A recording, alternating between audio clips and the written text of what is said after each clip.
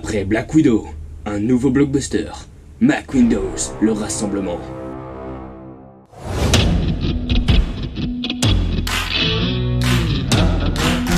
Bonjour tout le monde, on se retrouve aujourd'hui pour parler du film Black Widow qui vient de sortir le 7 juillet 2021 au cinéma et qui est réalisé par Kate Shortland. C'est le 24e film du Marvel Cinematic Universe. Pour commencer, je veux que vous sachiez que c'est mon avis personnel sur le film, même si évidemment j'essaye au maximum d'être objectif. Si vous avez un avis différent, tant mieux pour vous, mais n'hésitez pas à en débattre avec moi dans les commentaires. Bon visionnage.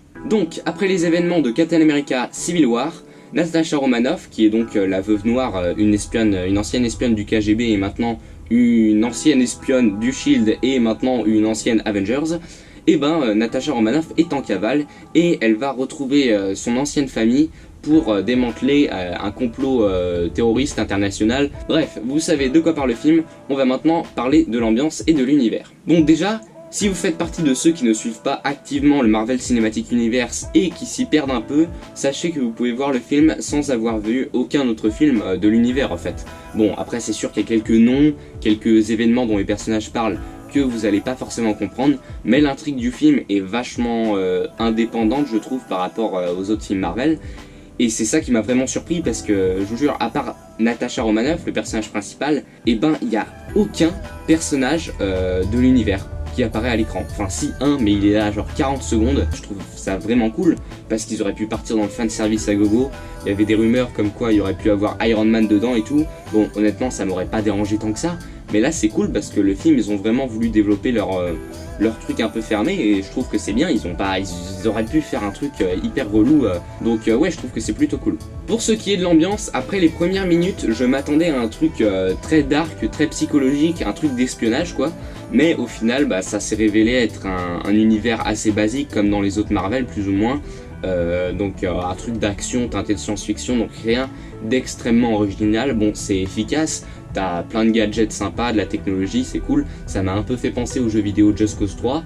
Bref, rien de mauvais du côté de l'univers et de l'ambiance, mais rien d'exceptionnel non plus, donc on passe au scénario.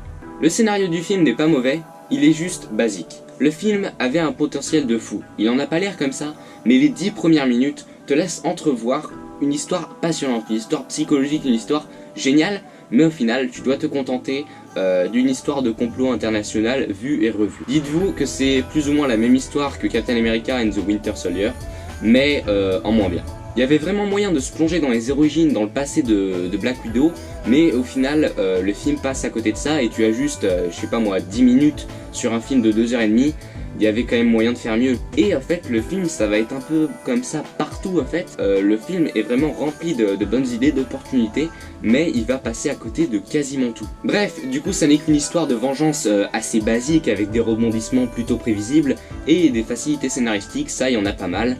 Le film est assez gros, surtout dans les scènes d'action en fait. Vous attendez pas un truc hyper crédible, même si le film il se prend au sérieux quand même, surtout comparé à beaucoup d'autres Marvel. C'est pas totalement dans le délire comme Gardien de la Galaxie, mais il faut savoir quand même qu'il y a des trucs qui sont vachement exagérés dans les scènes d'action. Bref, ne regardez pas ce film si votre cerveau est sur la défensive. J'ai aussi du mal avec le manque de difficulté de l'intrigue. C'est le genre de film où presque tout va se passer selon le plan, tout va bien se passer sans trop de difficultés. Et en plus de ça, je trouve que pour un film qui au final se concentre sur l'action, le rythme est assez mal géré parce que tu ne fais qu'alterner dialogue et scène d'action et c'est pas très fluide. C'est pas dans le genre le danger peut venir de partout, c'est plutôt en mode faut caser des scènes d'action partout, vous voyez ce que je veux dire? C'est pas très... les scènes d'action sortent souvent de nulle part en fait, et tu vois qu'elles sont là juste pour mettre une scène d'action. Genre t'as une scène de discute, t'as 3 coups de feu, la scène d'action s'arrête, et tu reprends une discute. Et les scènes d'action, faut rarement avancer le scénario, sauf les grosses batailles évidemment, mais t'as quelques scènes d'action par-ci par-là qui ne servent pas à grand chose. Et il ne s'est pas passé grand chose dans le film au final. Les scènes d'action, elles servent pas à grand chose comme je l'ai dit, et les scènes de dialogue, elles traînent souvent, et du coup au final, le film dure 2h30, et en y repensant bien, il aurait pu durer 1h40, t'aurais pu avoir la même histoire. Après je dis pas que je me suis ennuyé, je dis pas que le film est long et que c'est chiant, non, c'est quand même, je dirais pas prenant, mais c'est sympathique à regarder, c'est sympa quoi, c'est divertissant. Le film aurait pu tenir dans un beaucoup plus petit laps de temps au final, et c'est dommage parce que des fois tu vas passer de longues minutes sur des détails inintéressants, alors qu'à côté tu survoles des intrigues qui auraient pu être géniales, et ça c'est vraiment dommage. Bon, jusqu'ici je démonte le film, mais au final c'est pas mauvais, c'est pas si mauvais que ça, c'est juste d'une simplicité navrante. Et ça m'aurait même pas dérangé si au début le film il avait pas montré son potentiel incroyable, et au final bah tu te retrouves juste avec un truc simple, et c'est ça qui est vraiment décevant. Bon, après le film, comme je l'ai dit, il est pas horrible, il y a quelques pullbacks assez bien amenés, et l'histoire se suit assez bien, bref, c'est cool. Bon, on passe aux personnages et aux acteurs. Bon bah, les personnages, c'est pas tout ça non plus. Déjà, tu vois que le film manque de personnages, parce que ils ont été jusqu'à mettre ce mec sur la couverture du film, alors qu'on le voit littéralement que 3 minutes. On le voit à un dialogue au début du film, et à un dialogue à la fin, mais on le voit extrêmement peu. Et au final, c'est vrai que le film, il a aucun personnage, je vous jure, à part les 5 personnages principaux, il n'y a aucun personnage secondaire. Et encore, je veux dire, c'est pas un défaut en soi, parce qu'il y a plein de films qui se déroulent avec un seul personnage qui sont très bons. Le problème, c'est pas d'avoir si peu de personnages, le problème, c'est d'avoir si peu de personnages et de même pas profiter d'en avoir si peu pour bien les développer au max. Parce que, à part Yelena Belova qui a une petite évolution, et encore, elle est petite, et ben il n'y a aucun développement dans l'histoire, je vous jure, tous les personnages sont les mêmes au début qu'à la fin du film, et ils n'évoluent pas en fait. Le seul développement qu'on a dans le film, c'est l'évolution de cette famille d'espions, cette genre de famille recomposée on va dire, vous verrez dans le film, qui essaye de se réconcilier, mais au final, même ça, c'est tellement mal fait. Pendant les 3 premiers quarts du film, ils sont en froid, et dans le dernier quart, d'un coup, tout va bien, juste parce qu'ils ont accompli une mission ensemble, mais tu ne comprends pas comment la situation a pu être réglée. C'est dommage parce que pourtant le film est vraiment concentré là-dessus au final. On a l'intrigue, ce complot international, mais ça c'est pas vraiment le truc principal du film. Le truc principal c'est surtout leur relation familiale et tout, mais même ça, ils ont essayé de donner une évolution, mais elle est tellement mal foutue et je trouve ça vraiment bizarre pour une réalisatrice qui bosse d'habitude sur des drames. C'est pas une réalisatrice d'action ou ce genre de truc, et pourtant les personnages, c'est ce qui est fait le plus mal dans le film, c'est vraiment bizarre. Par exemple, Natasha, elle a moins de développement que dans d'autres films du MCU, par exemple Captain America Civil War ou Captain America and the Winter Soldier. Black Widow avait un développement tout court en fait, parce que dans ce film, elle évolue pas et c'est la même du début à la fin. Alors ça veut pas dire qu'elle a pas de personnage, elle a quand même une personnalité, elle a une relation avec les autres personnages et tout, mais elle a pas de développement, elle ne change pas, et ça c'est vraiment bizarre quand même. Pareil pour Red Guardian, parce que son personnage est totalement inutile. Alors déjà, il sert absolument à rien dans le film. Ensuite, on gâche totalement son potentiel, parce qu'on aurait pu jouer sur ce côté Captain Russia tombé en disgrâce et tout. Mais là, au final, c'est que le boulet de service. Et puis, on va jusqu'à ignorer son personnage. Je veux dire, on te met un personnage qui est quand même un super-héros au final, et il ne sert à rien, je vous jure. Il est dans une seule scène d'action. Mais la scène d'action, elle est coupée, genre, elle commence, t'as Red Guardian qui est face au Taskmaster, ils foncent l'un vers l'autre, ça coupe, 10 minutes plus tard, tu les vois échanger 2 coups, et à la fin ils sont séparés. C'est tout, je vous jure, tu les vois pas se combattre, et je dis pas que le film aurait dû se centrer sur ça, mais ça n'empêche que depuis le début on parle de lui, et au final quand il est là, y a rien du tout. Donc ouais, tout ce qu'il fait c'est être le boulet de service du film, et il reste le con égoïste du départ jusqu'à la fin, et c'est vraiment dommage. Melina, elle, honnêtement, elle ne sert qu'à apporter des facilités scénaristiques il me semble, mais bon, elle a 1 ou 2 scènes un petit peu touchantes avec ses filles, donc on va pas cracher dessus. Je rappelle aussi que le méchant est censé être primordial dans un film, mais au final, là c'est oubliable à souhait. Bon, malgré tout, je dois préciser que Natasha et Yelena sont attachantes, leur relation fonctionne très bien, tous les personnages aussi ont une personnalité, même si cette personnalité n'est pas exploitée, n'est pas développée, ils ont quand même une personnalité, c'est pas des personnages totalement vides, ni mauvais, comme dans Godzilla par exemple, je vous invite à aller voir ma critique. Donc ouais, il n'y a rien de réellement mauvais, mais il n'y a rien de particulièrement bon non plus. Je dois quand même préciser aussi que tous les acteurs jouent très bien, rien d'exceptionnel parce que le film n'a pas de quoi faire ressortir le jeu des acteurs, mais bon, tout le monde joue très bien, il n'y a personne qui joue mal, donc ouais, le film n'est pas totalement raté au niveau des personnages, mais ils ont aucun développement, ils ne changent pas, mais les personnages sont pas si mal foutus que ça. Bref, on passe au visuel.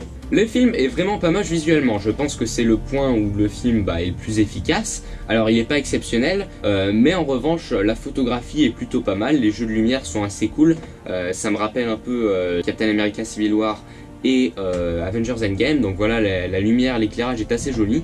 Par contre, je déconseille de voir le film en 3D parce que en 2D c'était déjà plutôt sombre, donc en 3D ça doit pas être hyper visible. À part ça, les choix des plans, sans être mauvais, sont rarement surprenants et il y a une utilisation un peu trop fréquente des ralentis d'après moi. Les scènes d'action sont très bien, bon c'est aidé par la qualité des effets spéciaux qui sont très bons, à part les explosions qui sont pas folles mais ça reste bien, sinon tout le reste des effets spéciaux sont vraiment très bons, donc ouais ça aide beaucoup les scènes d'action qui sont filmées plutôt bien, rien d'exceptionnel, mais c'est plutôt pas mal, les scènes d'action sont sympathiques, même si j'avoue que des fois on perd un peu de vue les protagonistes, on sait plus trop qui est qui, donc on s'y perd un peu dans le combat, mais rien de vraiment problématique. Les combats sont sympathiques, c'est plutôt bien chorégraphié, c'est pas de belles scènes d'action, c'est des scènes d'action divertissantes, sympathiques, avec de beaux effets spéciaux, c'est explosif, donc c'est plutôt pas mal. Bref, les visuels sont bons, mais à part l'éclairage, les décors et la scène d'action finale, le film n'a rien de particulièrement spectaculaire ou d'impressionnant visuellement, c'est très bon, mais ça n'a rien de mémorable non plus. Bref, on passe à la bande originale. La BO est composée par Lorne Balfe, et honnêtement je trouve que c'est plutôt pas mal, t'as plein de passages qui sont très efficaces, c'est prenant, c'est une très bonne musique. Bon après il y a quelques défauts, je pense notamment aux morceaux qui sont composés avec moitié des chants russes en arrière-plan, donc pour rappeler les origines du KGB de Black Widow et des autres personnages. Donc ça c'est plutôt bien, mais malheureusement je trouve que c'est pas poussé assez et au final c'est chiant, c'est basique en fait. T'as ces chants russes là qui reviennent en boucle derrière et c'est pas très intéressant alors que ça aurait pu être mémorable. Mais bon, après en général la musique est très efficace, pas mémorable mais efficace. Par contre, je dois préciser que la chanson qui est présente dans le générique d'ouverture, Smells Like Teen Spirit, franchement c'était, peut-être pas épique, mais c'était prenant. Ça donnait des frissons, c'était vraiment une très belle musique. Je l'ai téléchargé du coup parce que c'était génial. Pour conclure, ça m'énerve parce que j'ai l'impression de défoncer le film. Je vous jure, j'ai l'impression de démonter le film et pourtant j'ai adoré le film. Franchement, j'ai passé un super moment, je suis allé le voir au ciné hier, c'était très bien, c'était vraiment très cool. Mais en tout cas, ouais, pour moi c'est vraiment un film que j'ai trouvé très sympathique, c'était vraiment un film d'action très fun, très divertissant, mais bon...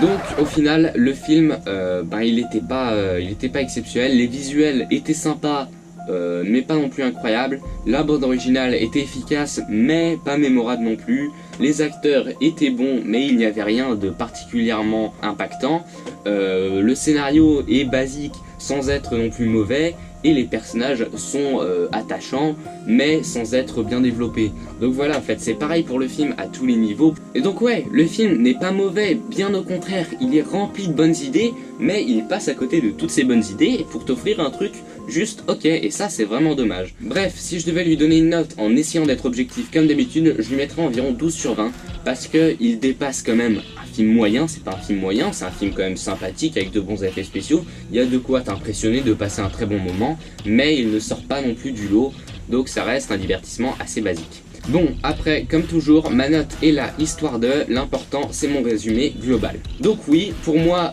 Black Widow est un bon film, je vous le conseille, mais il faut savoir que c'est pas un film qui va avoir de la profondeur, non, c'est pas un film qu'il faut aller voir pour son fond, c'est un film qu'il faut aller voir pour la forme, juste pour passer un bon moment sympathique, un moment d'action avec des immeubles qui explosent, des courses-poursuites en moto, bref, c'est ce genre de film assez basique mais sympathique qu'on aime bien.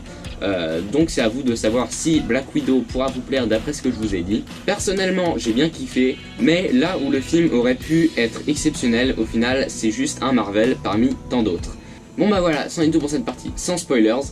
Pour ceux qui vont s'en aller, j'espère que vous avez aimé cette vidéo. Et pour ceux qui ont déjà vu le film ou qui n'en ont rien à cirer de se faire spoiler, on passe en partie spoiler.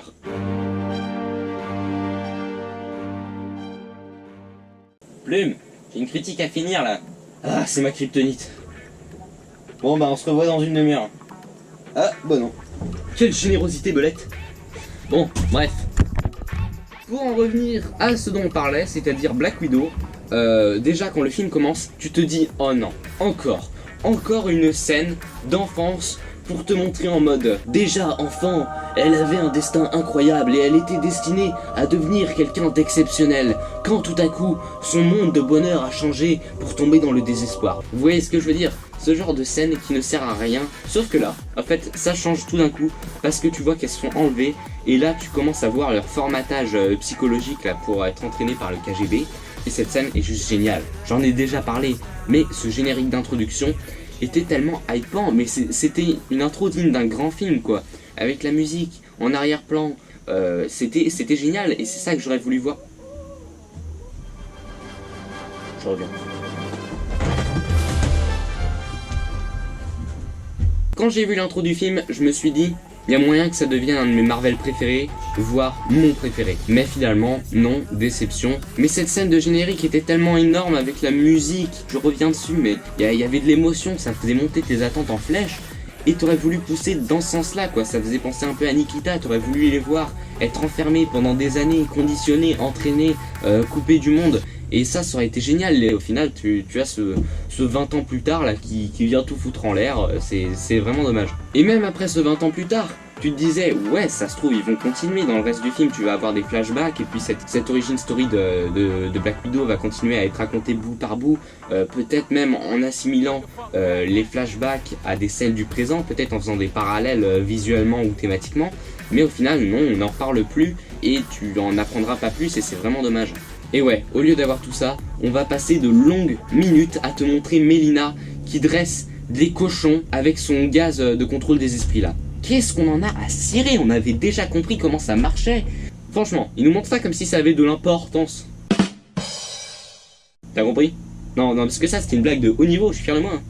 Je trouve aussi, même si c'est un détail, que Natasha est trop gentille et elle essaye de sauver ses ennemis qui essayent de la tuer, alors que, je sais pas, je trouve que j'ai du mal à y croire, sachant que quand même c'est pas la plus parfaite des héros quoi, quand même une ancienne espionne du KGB quoi, qui a pas peur de se salir les mains normalement. Alors je dis pas qu'ils doivent en faire une pieuse de psychopathe, non, mais quand même, de là à aller sauver ses ennemis tout le temps, à essayer de les sauver au prix de sa vie. Sinon, Taskmaster aurait pu être vraiment cool, mais honnêtement, à part quelques scènes où des fois il copie les mouvements par exemple de Black Panther, de Spider-Man, de Captain America, de Hawkeye aussi, et ben au final, ça aurait pu être n'importe quel méchant, n'importe quel mercenaire, il aurait servi à la même chose dans le film quoi. Par contre, l'idée de son identité, la révélation est plutôt pas mal je trouve. Et bon, soyons francs, comment elle et son père ont pu survivre alors que le bâtiment a explosé? Elle a 2-3 éraflures quoi, elle a un côté de visage un peu griffé. Alors déjà, Rumlow dans Captain America Civil War, c'était quand même gros, mais au moins lui il avait l'air de s'être pris un immeuble sur la tronche. Alors que elle, ouais, elle se serait pris une cafetière brûlante sur la tête, elle aurait été pareil. Hein. Bref, vous avez compris, ça aurait pu être un super méchant, mais pour moi elle est déjà oubliée. Bon voilà, c'en est tout pour cette vidéo. Maintenant vous savez ce que je pense du film. Si cette vidéo vous a plu, tant mieux pour vous, sinon tant pis pour moi. On se retrouve à très vite pour une nouvelle vidéo, probablement une critique de Oblivion et aussi une dernière vidéo sur le Snyderverse. Bref, j'espère que ça vous a plu, allez voir mes autres vidéos. Salut!